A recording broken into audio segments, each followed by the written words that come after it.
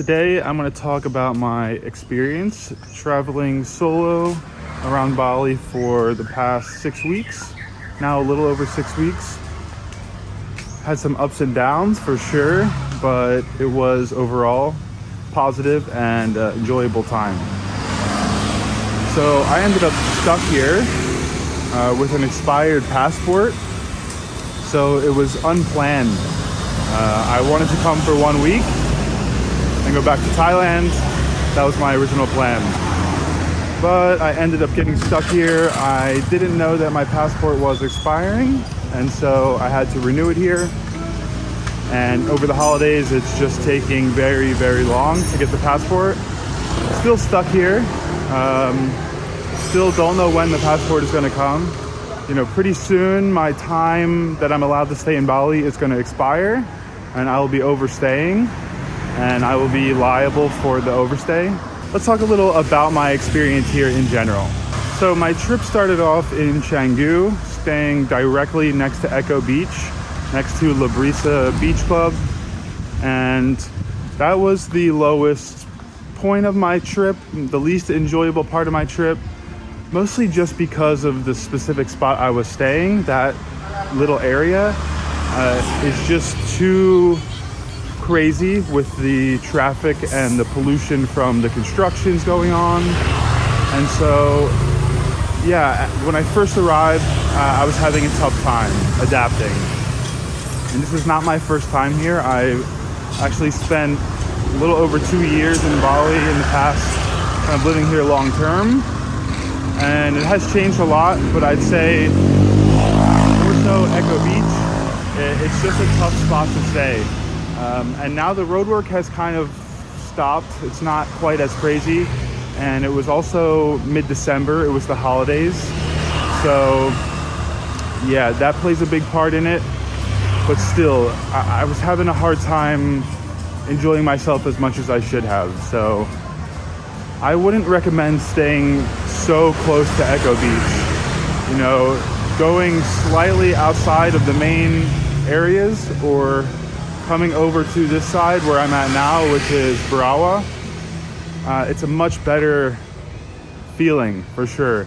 It's a little bit easier to get around. There's a little bit less pollution.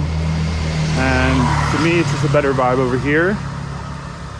I'd say, yeah, if you have the option to, stay in Barawa or stay in Pereranan.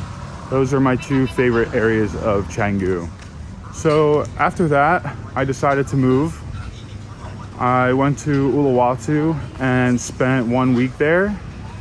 And that really redeemed my trip, for sure. It was really an amazing time. Overwhelmingly positive. You know, I had never spent any time in Uluwatu, even all the time I've been here. And yeah, I didn't have any types of expectations going there. And it was just really good. The beaches in Uluwatu are just nothing like you get in Canggu. I've never really had an overwhelmingly positive beach experience here because the beaches in Canggu are so lackluster. So I never really thought of it as a place for a beautiful beach. You know, I do enjoy going to the beach in Canggu, go for walks or for the sunset, but it's not about the beautiful sand or cleanliness, anything like that. You know, I like Canggu for other reasons, more for the social scene and yeah, meeting people, more access to everything. It can be nice for those reasons, you know, going out, the nightlife, of course. And so it was refreshing to be somewhere with such nice beaches and so many of them. I'd say I probably visited 6 different beaches while there. They were all just uniquely awesome. So nice, you know. Mostly the culture there is going for sunset and spending time at the beach. Maybe going for a swim. You know, a lot of surf culture there. I don't surf personally, but I still really love Uluwatu. So I highly recommend it. And I stayed far in the south. It's definitely more quiet over there near Nyanyang Beach. I think staying in some of the more busier areas of Uluwatu, I would have had a less enjoyable experience just because it still gets very trafficky, and it was still holiday time, like peak holiday season. So I don't know, I really enjoyed being off the beaten path in Uluwatu. Really open roads, no traffic until I got into the main areas. You know, when I had to go to Pepito grocery store, I would have to deal with some heavy traffic every time. And I didn't look forward to that. And so I just kept thinking, oh wow, if I was staying in this area, yeah, it wouldn't have been as enjoyable. So I can recommend staying in the south, or yeah, south towards the west side a bit more. It's going to be more quiet, and you might even get something a little bit cheaper too. You will 100% need a motorbike in Uluwatu. There's no getting around it. It's quite enjoyable to ride. I don't know if it's the best place to learn. I think it feels a little bit dangerous driving in Uluwatu. Windy, small roads, and still big trucks and traffic there. But again, I was there in the holidays, and so it's probably a little bit less crazy on a normal time. But I don't know if it's the place to learn. I think if you already ride a motorbike, you'll be really good there. It'll be fine. But you do need one. You know, I almost feel like you need one everywhere in Bali, Canggu as well. I think it's definitely a better place to learn to ride than Canggu. But you'll probably want to get like a lesson or two from an instructor, and you'll probably feel much more confident and be a lot more safe doing it that way. I definitely would say don't learn to ride in Canggu. Not recommended. You know, you could quite easily hit weirdly heavy traffic, or yeah, just like become uncomfortable pretty quickly early on if you don't have a little bit of experience already. So yeah, you do need one though.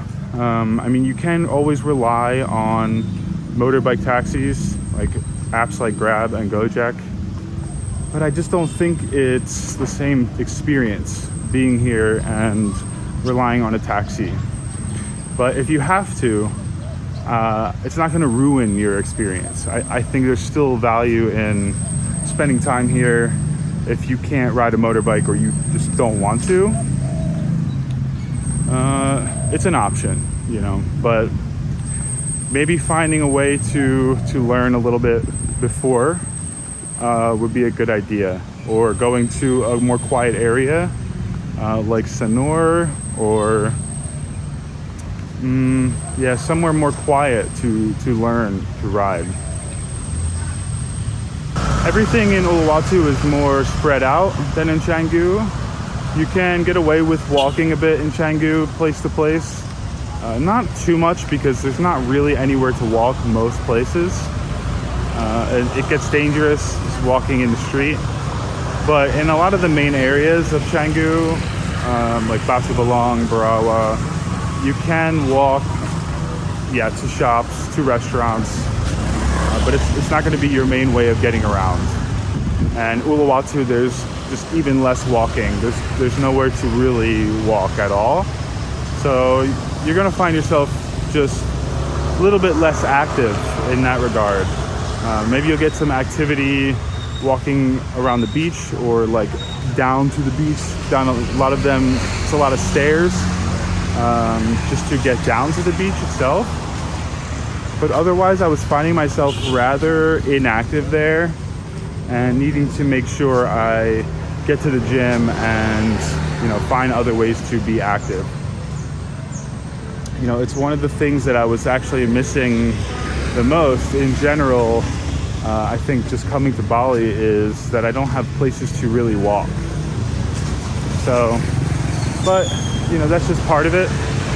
You end up on the motorbike a lot more, going place to place, and I think just having walks on the beach is kind of a good balance for that.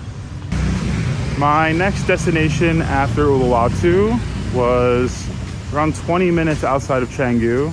If you go towards Pereranan, you keep going, you'll hit a town called Mungu or Samagi. It was kind of on the border of those two places. And I ended up staying in a village, a more traditional style stay for sure, with like a traditional family, and just kind of staying in one of the rooms in their little family compound. Now, this was a really positive experience, really cool experience. I definitely got more out of that than just staying in the main areas of Canggu. And I was a bit outside of the craziness as well, and still quite close to Canggu. Like, it would take me around 15 minutes to get there, at any time with some traffic. But yeah, very good experience. So I definitely recommend looking in the Mungu, Mangwi, Samagi area. Alternatively to Pereranan, which is just like one step closer to Canggu, and maybe a little bit less local vibe there. But it was super cool. I think you can actually find these kind of villages where they are now renting out sometimes Airbnbs. For them it's a good source of income, and typically you'll end up staying with like an Indonesian family, and most of the time, if you read the reviews in these places, people have really good experiences where they're maybe getting food cooked for them by the family, getting invited into different like ceremonial type stuff, and kind of taking part in some of the more cultural stuff. So I'd say if you are looking for a bit of the culture, yeah, you're going to get it there versus Canggu for sure, or even Uluwatu. Maybe in Ubud you'd be more likely to get some type of cultural experience also, depending where you go. I think if you go a bit outside of the center, maybe 20 minutes, 30 minutes by bike, there's also a lot of Airbnbs with more old school, more traditional type setups, and staying with the family or directly next to the family. And usually the reviews are just really positive and say they got a piece of the culture. So that's a cool option to have, I think, especially if you're doing a long trip here. You have multiple places in your itinerary. Maybe make one of those stops one of these type of areas where you're getting a different experience and not just living in a ultra westernized area, which I also like, and I think for the long term I prefer an area that's a little bit more westernized or more access to things. It's what I'm used to. But it was refreshing. I was actually there during New Year's, so I stayed from around the 28th of December till the 3rd of January. And so it was nice to be quite close to Canggu and be able to go to Canggu, Seminyak for New Year's and go out. New Year's itself was very crazy here. I can't say that I don't recommend it at all.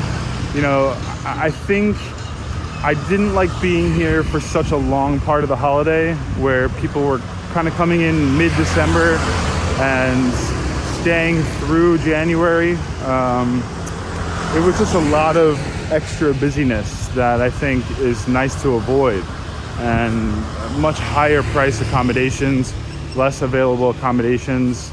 And so for that reason, I'd say come outside of the holidays. But if you're just coming for a few days, a couple of days, could be fun to come for New Year's. If you've never done it before, and you're looking for a big celebration, you're looking to go out, I had a great time on New Year's, so that part was good. But for Christmas, I didn't have any reason to be here for Christmas, for example. Like, I'm not celebrating Christmas, and it's just very, very, very busy, exponentially more busy than it would be otherwise, especially in Canggu. I mean, it's what kind of started me off on the wrong foot, is coming here after so long of not being here and having it had been so busy. Yeah, after the holidays, it's just much nicer. It's much better. And so now I'm back in Canggu, and it's, just far better. It's easy to get around again. There's still peak traffic times, but it's just not to the same level. Hey, how are you? Good, how are you? Good, man. Things have died down a little bit, There's a bunch of accommodations available. Prices are down. It's essentially now low season, so we're halfway into January. Weather has still been very good. Today is actually first day in a while that it's not sunny, very sunny. And there's been maybe 3 to 4 days of rain and 6 weeks of being here. And even December is actually wet season, but it was, not rainy. So I think it's just up in the air what happens during wet season in terms of if you get rain. I think you're going to always get sunny days no matter what. Periods of sun in the day at least. But I expected a lot more rain, for sure. Whoa. Expected way more rain, so hard to say. Unpredictability is just how it's going to be with weather in Bali. So immediately after the new year, on around January 3rd, I decided, let me go to a more quiet area, let me get out of the craziness, try and get some peace. I hadn't had such great sleep, always roosters around, dogs, and partied a lot on New Year's. And so I went to Sanur, and it was my first time in Sanur. Great experience. I will say it is very peaceful, very quiet. It's very retiree style living over there. Beachside, which is nice. Huge beach walk. I had high hopes for having a beach walk and being able to walk every day. And I was able to, but it's not perfect by any means. It's not like Thailand in that sense. I would say there's so many bikes on the beach walk there, almost more than people walking at times. And it is lined with shops all the way. Shops and restaurants, which will not hassle you, but they will say things to you. They will try and get you in the shop or in the restaurant. So I think for my daily walking in the morning, it's not the feeling that I want, especially with the bikes. I couldn't listen to my music because I had to make sure I could hear people on the bike ringing their horn so I could move out of the way. And I was just finding I was constantly having to move out of the way. So it wasn't good for that. And I didn't actually enjoy walking on the beach there or along the beach walk. I preferred at some point to just start walking on the actual beach instead. But it is a lot more walkable in Sanur in general, a lot more sidewalks. They're definitely not very level, so a lot of up and down action. So it started to get to me. I'd say I didn't love that part of it, but it was nice being able to walk around in general. Maybe you don't even need a motorbike there if you're staying in the tourist area, right in the beach area. So that's a plus too. You could get by on a bicycle as well. And I found a lot of people actually would just ride a bicycle.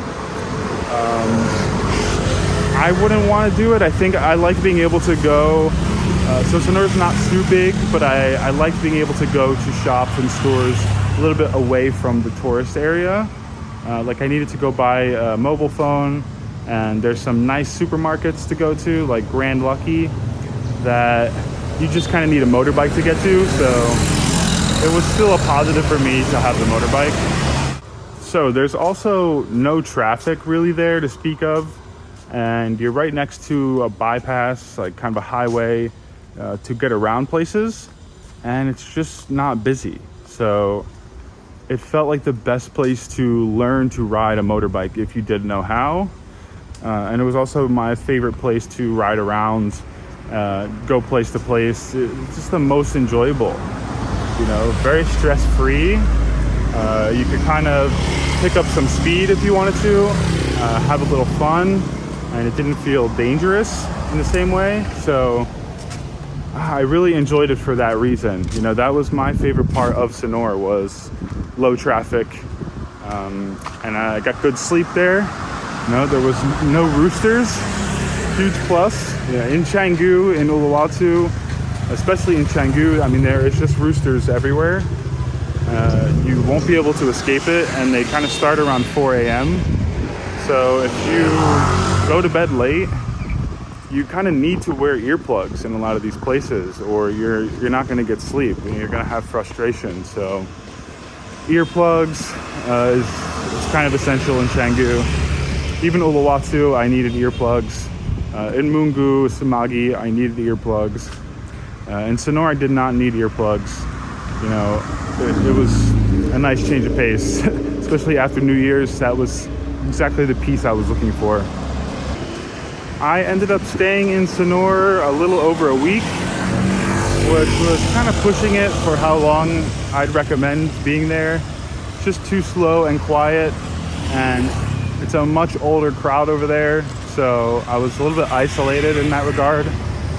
Didn't have friends there, but I'd say 3 days to 1 week is definitely a good time there, and it's relaxing, especially for a couple or for a family. I mean, it's perfect. Now, I'd say you can go to Nusa Penida from there. It's so close, and the boat leaves from there. So it's a nice itinerary if you spend a couple days in Sonora and then head to Nusa Penida for maybe 2 days. I didn't get to go. I've kind of just been waiting around for my passport, and they told me 3 to 4 weeks. And so I kept thinking, oh, it's going to come this week. I'm going to be leaving in a few days. So I was just planning for that this whole time. So it's kind of been difficult in that way. So I didn't do things exactly how I would have if I wasn't stuck here. And I'm also traveling with a crazy excessive amount of baggage, around 50 kilos or more of luggage. And so I'm not super mobile, hard to get around. Oh, wow. Very hard to get around. And so, yeah, I would have went to Nusa Penida. I think everybody says it's beautiful, great place to dive. And I mean, looks amazing. And it's probably the clearest water that you'll get in Bali. So it just makes sense to go. Hey. Hey, how are you? Good, how are you? People are friendly here. So after Sonora, I was completely ready to go somewhere a little more active again, somewhere I had some friends and could meet people again. So I came back to Canggu. This time, actually in the best area I've stayed. I'm on Barawa, and it's right on the shortcut, kind of, right off of the shortcut, I should say. And so I just have perfect access to everything. But it's just one street off of the craziness and traffic, so it's perfect. I've never had a spot. Oh, something fell on my head. Never had a spot with such good access, and so it's perfect. I can kind of get out and walk if I want to. Walk to the grocery store, Festive down the street. I could walk to the beach if I want to. And also I can get on my bike and get anywhere really easily. anywhere in Canggu, and also it's closest to Seminyak. So yeah, best spot so far. I'm staying at the Arya Guest House, Arya. So I would take a look at that if I were you. I got it on Airbnb, but typically it's just rented not through Airbnb, through booking sites, or better to even go in person and pay cash, or yeah, find a way to reach out. Otherwise, contact them by phone and pay cash, and you'll get a better price. But I'm very happy to be back in Canggu now that the holidays are over. You know, this is supposed to be my last weekend here. I mean, it's now Monday, but this past weekend I kind of anticipated, okay, my last weekend, also I'm gonna go out and party. And so, yeah, I kind of went out the whole weekend, had a, you know, last hurrah. So it was good, very, very positive coming back here. Now I booked until Wednesday, and I'm just extra hopeful that my passport arrives. You know, we'll be going on like 7 weeks, so it shouldn't take much longer. You know, I do need to leave very soon, for many reasons. You know, it's getting pricey being here, paying daily rates, very, very pricey, of course. You know, I had even booked my accommodation in Thailand, had booked the flight back to Thailand, and wasn't able to get refunded on those, like a month accommodation in Thailand. So yeah, it was very tricky, you know, and I didn't expect to be stuck here so long. And at first it was very hard for me to accept that. It was a tough thing, you know, but what can you do? At the end of the day, you kind of just have to roll with the punches, and started to make the best of it, try to think more positively. And yeah, I was able to kind of start having a much more positive experience here once I shifted my mindset a little bit. I will definitely come back. It's hard to say any one specific area is best to stay. I think Uluwatu is somewhere I will always want to go back to and go to those beaches. It's such a good feeling. There's also just so much nature in Uluwatu. It's very green. So yeah, I enjoyed it very much. Ubud is still on my list to see and spend time in. I almost know that I will enjoy it. I think I will stay like maybe just outside the center, you know, try to stay somewhere in nature. Rice fields. It looks like there are a lot of places like that there, so that would be nice, you know. Otherwise, that's about it. You know, there are other places to go in Bali, of course, more off the beaten path, but those are kind of the go-to spots in Bali. You know, you can also maybe go towards Mount Batur, like Kintamani area, even more north of Ubud, maybe get an even more tranquil nature kind of experience. I don't have the experience, but also on my list. I managed to get by on around $300 US per week, even with the holidays, maybe a little bit more during the peak holidays, but yeah, around $1,200 US per month. That's with renting a big motorbike, you know, NMAX. Definitely there's ones that are around a third of the price. And I don't stay in hostels, just staying in private rooms, usually a shared kitchen, but always a private space. You know, I haven't shared a room since I arrived. So as much as it has gotten more pricey for things, it can be done cheaply, and it's still a rather cheap place to live overall.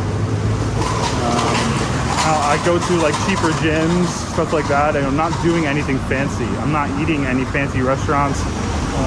Also not drinking alcohol. I think it's a big thing. If you drink alcohol, you're gonna spend more money here going out drinking. So yeah, not too expensive though, not bad. Even if you drink, it can be done rather cheaply if you're not going to fancy spots, getting fancy cocktails.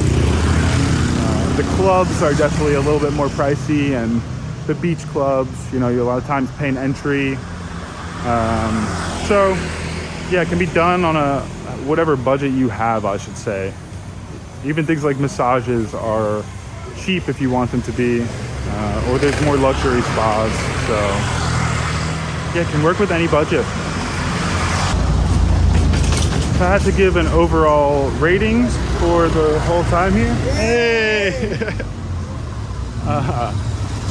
yeah, a rating out of 10, I would say 7 out of 10 for my whole experience traveling here solo, spending time here solo, end of 2023 and beginning of 2024. At times, I think during the peak holidays, I'd take it down to a 6 because of the added stress. Other times, I'd bring it up to an 8 because I had some high times as well. So overall, say 7 out of 10 for Bali. Yeah, I highly recommend coming here. Off season, you're going to get a little bit cheaper of an experience and less busy, but risky weather. And high season, probably going to get more clear weather throughout, but you're going to pay a little more for it. It's going to be more busy. You might even meet some more people. So if that's what you're looking for, maybe high season is the better bet. Subscribe if you enjoyed it. I will see you tomorrow in the next vlog.